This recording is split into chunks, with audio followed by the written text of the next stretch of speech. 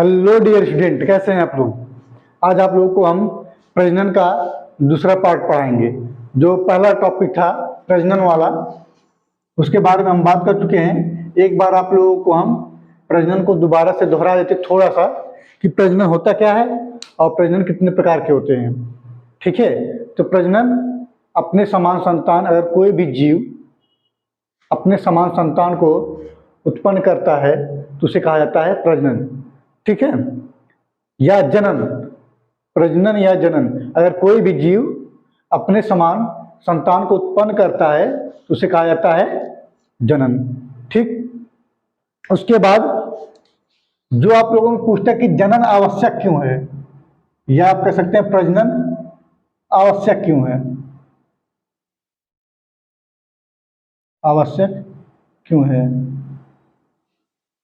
ठीक, इसका भी उत्तर मैं दे चुका हूं पहले वाले वीडियो में। जनन या प्रजनन आवश्यक इसलिए है क्योंकि जिस पृथ्वी पे मानव जाति है या अन्य पादप जातियां हैं या फिर जानवरों की जातियां हैं, इन जातियों को बचाए रखने के लिए या इनकी आनुवंशिकता को बचाए रखने के लिए जनन अति आवश्यक है। ठीक है ना।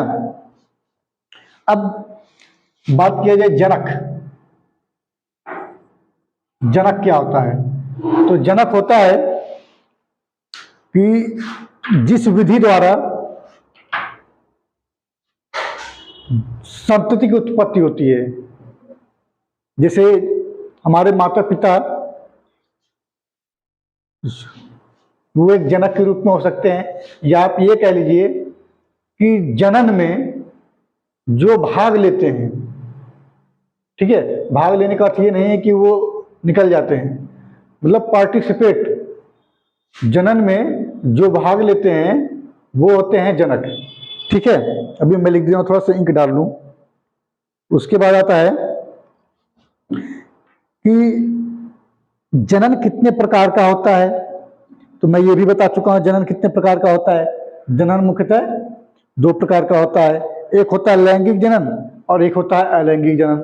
अलैंगिक जनन के बारे में भी हम बता चुके हैं थोड़ा सा, कि अलैंगिक जनन क्या होता है। इसमें हम पहला पढ़ रहे थे विखंडन, जिसको आज हम कंटिन्यू करेंगे। ठीक है, विखंडन को आज हम कंटिन्यू करेंगे। हम बात करते हैं जनक क्या होता है। तो जनन में जो जीव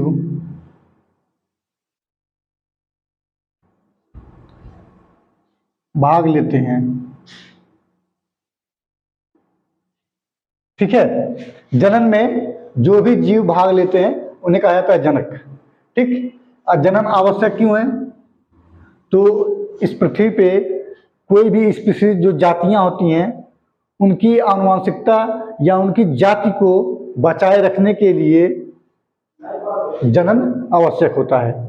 ठीक है, ये इतना क्लियर पॉइंट हो गया होगा आपको, और ये मैं पहले पढ़ा चुका हूं। अब आते हैं हम, जो हमारा मेन टॉपिक है कि जनन कितने प्रकार का होता है।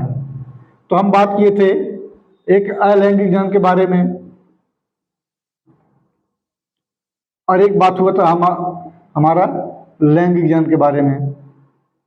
ठीक है, तो अलैंगिक में जो हम पहला पढ़ रहे थे वो था विखंडन,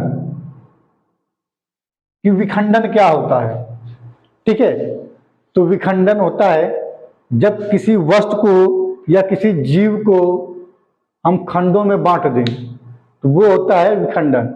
ठीक है, जैसे मान लीजिए ये मार्कर है, ठीक है, इसको हम 4 भागों में बांट दे काट के, ठीक, तो वो क्या कहलाएगा, विखंडन। जैसे आपका कोई चीज टूट जाता है तो आप क्या कहते हैं कि ये खंड खंड कर दिया इसको, है ना, कुछ नहीं बचा, एकदम खंड खंड तोड़ दिया इसको, कुछ नहीं बचा। ठीक, यही चीज होता है विखंडन। जैसे मान लीजिए यहाँ पे एक कोशिका है, ठीक है, अब इस कोशिका को अगर विभाजन करना हो तो हम कई रूपों में विभाजन कर सकते हैं। जैसे मान लीजिए यहाँ पे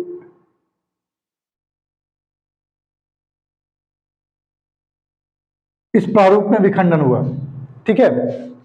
तो विखंडन अपने खंडों के आधार पर, भाई विखंडन अगर हो रहा है तो कितने खंडों में हो रहा है, इस आधार पर दो प्रकार का होता है। एक द्विखंडन। द्विखंडन क्या होता है?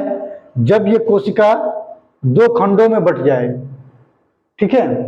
जब ये कोशिका दो खंडों में बटती है तो उसे बोलते हैं द्विखंडन। ये वाली कोशिका, जब ये कोशिका दो खंडों में बटेगी तो द्विखंडन। और यही कोशिका अगर दो से अधिक खंडों में बटती है तो उसे बोलते हैं बहुखंडन, ठीक है ना। यह है बहुखंडन। अब द्विखंडन का एग्जाम्पल, क्योंकि ये भी तो है कि एग्जाम्पल क्या है द्विखंडन के एग्जाम्पल, तो हम कल बात किए थे यूग्लिना और पैरामीशियम का, ठीक है। इसको आई होप मिटा दे रही है, समझ में आ गया होगा आप लोगों को।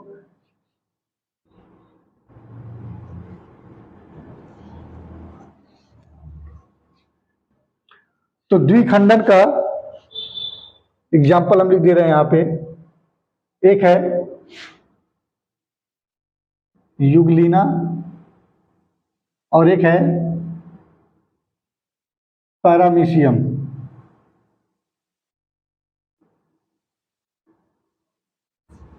ठीक है। एक है यूग्लिना और एक है पैरामीशियम। विखंडन की एक बार परिभाषा और देख लेते हैं हम। विखंडन क्या होता है? जब कोई जीव अपने शरीर को कई खंडों में तोड़ दे तो उसे बोलते हैं विखंडन, ठीक। इस आधार पर, भाई विखंडन के आधार पर जब कोई जीव अपने शरीर को खंडों में तोड़ता है तो उन खंडों में के आधार पर, भाई कितने खंडों में तोड़ रहा है, तो अगर कोई जीव दो खंडों में टूटता है तो उसे बोलते हैं द्विखंडन, जैसे यूग्लिना और पैरामीशियम, ठीक है। अगर यही विखंडन दो से अधिक में हो रहा है तो उसे बोलते हैं बहुखंडन, ठीक। तो बहुखंडन में जो उदाहरण है वह है अमीबा।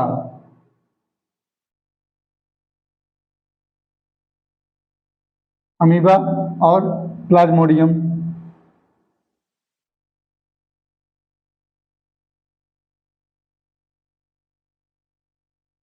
ठीक। अमीबा और प्लाज्मोडियम, ये दोनों जीव ऐसे हैं जो बहुखंडन होते हैं, ठीक है ना। अब आते हैं, इसके बाद हम लोग को क्या पढ़ना है अलैंगिक जनन में।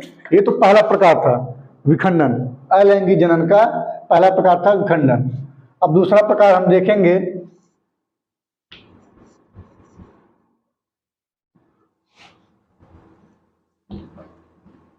मुकुलन का, ठीक। अलैंगिक जनन में अब दूसरा प्रकार हम देखेंगे कि मुकुलन क्या होता है। मुकुलन को बोलते हैं बर्ड्स, ठीक है।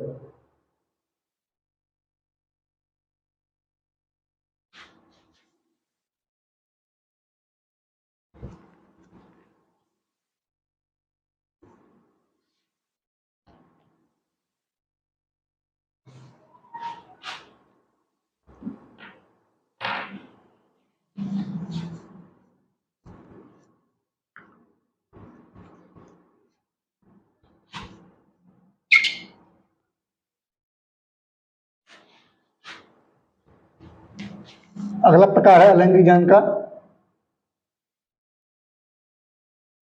मुकुलन, ठीक है।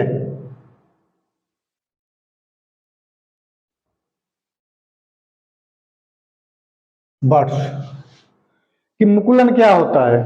तो मुकुलन जो होता है वो बेसिकली सबसे इंपॉर्टेंट है कि ये एक कोशिकाओं में ही होता है मुकुलन, ठीक है। मैं आप लोग को थोड़ा सा एग्जाम्पल के तौर पे समझा रहा हूं, फिर आगे चीजें बताऊंगा। जैसे ये है ईस्ट, ईस्ट हम बना दे रहे हैं यहाँ पे, ठीक। ये ईस्ट है, ठीक। अब हमको देखना है कि मुकुलन हो क्या रहा है। तो यहाँ पे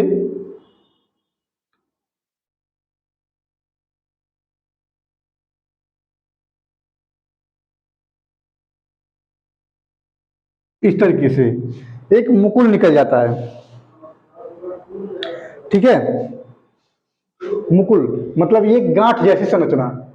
मुकुलन में क्या होता है कि कोई ईस्ट है, एग्जाम्पल मुकुलन का है, अब उसमें मान लीजिए कोई ये ईस्ट ले लिया हम, ठीक, इस ईस्ट से एक कलिका निकलती है जो गांठ की संरचना से होती है।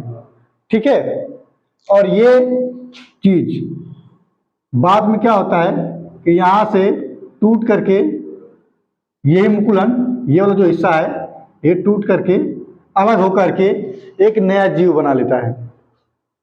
ठीक है ना। फिर से बताते हैं कि मुकुलन क्या है कि अगर किसी जीव में एक छोटा सा संरचना या एक छोटा सा भाग गांठ के रूप में आकर के और वह अलग हो करके, जैसे ये गांठ के रूप में आया, उसके बाद क्या हुआ, अलग हो करके एक नया शरीर बना लिया, तो उसे बोलते हैं मुकुलन। ठीक है, इस गांठ के रूप में बना करके एक नया शरीर बना लेता है तो उसे बोलते हैं मुकुलन। ठीक, अब ईस्ट के बारे में जानते हैं कि ये जितने कवक होते हैं, ईस्ट एक प्रकार का कवक है, ये भी इंपॉर्टेंट है कि ईस्ट क्या है, ये एक प्रकार का कवक है।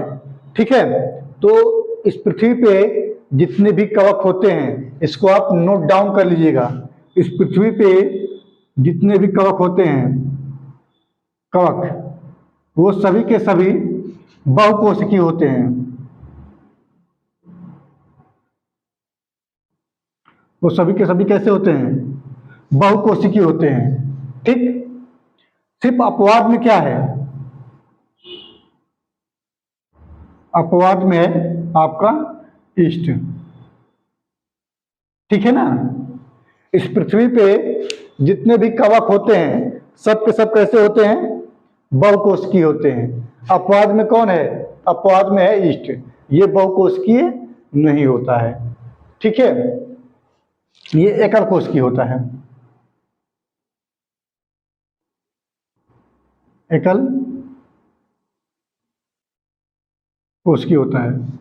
ठीक, तो मुकुलन क्या होता है कि जब कोई जीव में एक संरचना बनती है गांठों जैसा, और वो बाद में अलग होकर के एक नया जीव बनाता है, तो उसे ही बोलते हैं मुकुलन। ठीक है, आई होप अलैंगिक जनन का विखंडन और मुकुलन आप लोग को क्लियर समझ में आया होगा। और मिलते हैं नेक्स्ट सेशन में आगे की जो टॉपिक है उसको लेकर के। अगर वीडियो पसंद आए तो उसको लाइक, शेयर और सब्सक्राइब जरूर करें। Thank you.